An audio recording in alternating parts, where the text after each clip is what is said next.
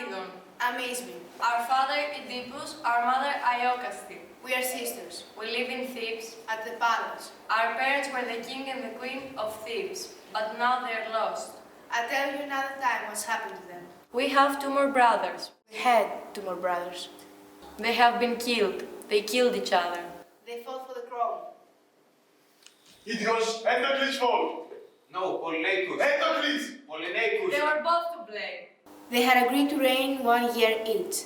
Eteocles was the first to rule, but when Polyneicus' turn came, Eteocles wouldn't give him the power. Then Polyneicus got angry.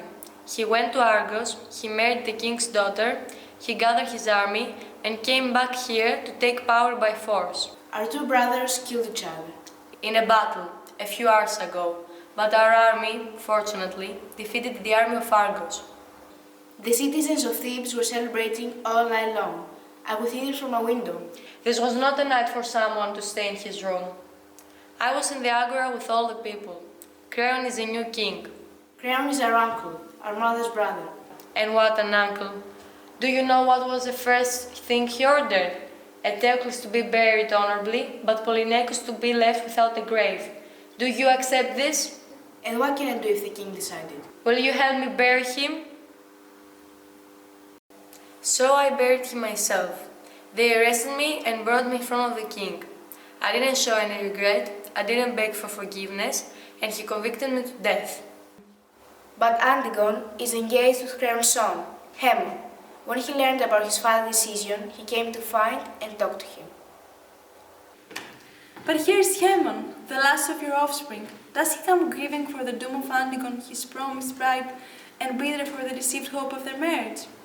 We will soon know better than the seers could tell us.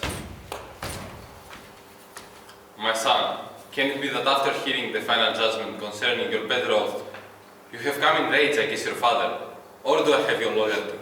Act how I may. Father, I'm yours, and you keep me upright with precepts good for me, precepts I shall follow. No marriage will be deemed by me more important than your good guidance. Yes, my son.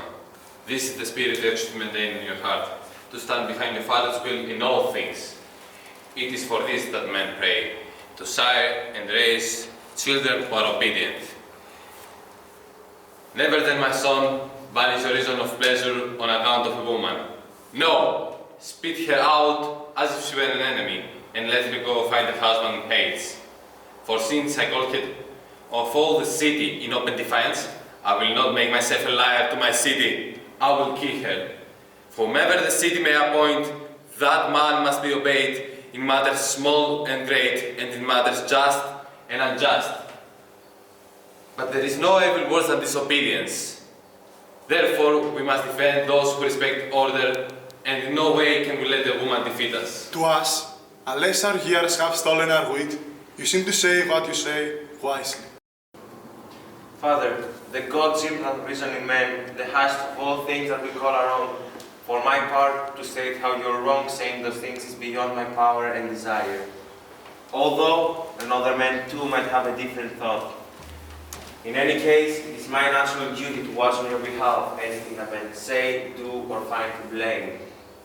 But I can hear these murmurs in the dark, how the city mourns for this girl, saying no woman ever merited deathless. None ever died so shamefully for deeds so glorious as hers. Doesn't she deserve to receive a golden honor?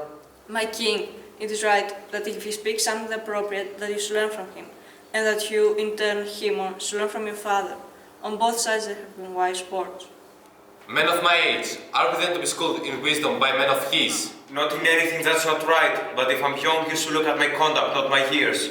Is it worthy conduct to honor disruptors? I could not urge anyone to show respect for the wicked. And is he not in the grasp of that disease? All the people of this city of Thebes deny it. Shall thieves prescribe to me how I must rule? See there how you're spoken so much like a child. Am I to rule this land by the will of another than myself? There's no city that belongs to one man. Doesn't the city by tradition belong to the man in power? You'll make a fine monarch in the desert. This boy seems to be fighting in the side of a woman. If you are a woman for, to be sure my concern is for you. You traitor, attacking your father, accusing him. Because I see you making a mistake, committing injustice. Am I making a mistake when I respect my own prerogatives? Yes, You do not respect them and you trample on the gods' honors. Polluted creature, submitting to a woman. You will never catch me submitting to shamelessness. You do. Your every word, after all, pleads her case. And yours and mine and that of gods below. You will never marry her, not while she is still alive. Then she will die, and in death destroy another. What?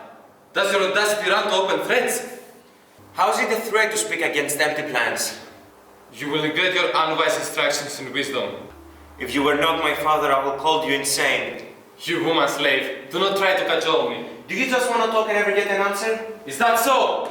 Bring out that hated thing so that she may die right now at his side. No, not at my side will she die. Do not ever imagine it. Nor shall you ever set eyes on my face again and look at me. Indulging your madness now with whomever of your friends can endure it. The man is gone, King Creon, in anger and haste. A young mind is fierce when stung. Let him go. Let him plan something more immense that befits a man. Farewell to him. How egoist. How arrogant. He thinks he's the only one to be right. He thinks he's God. But God's punish arrogance.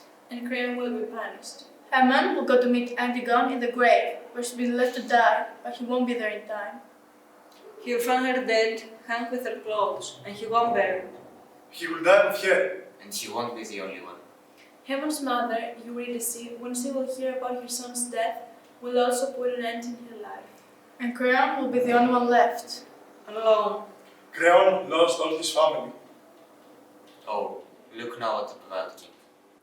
Wisdom is provided as the chief part of happiness. And our dealings with the gods must be in no way unholy.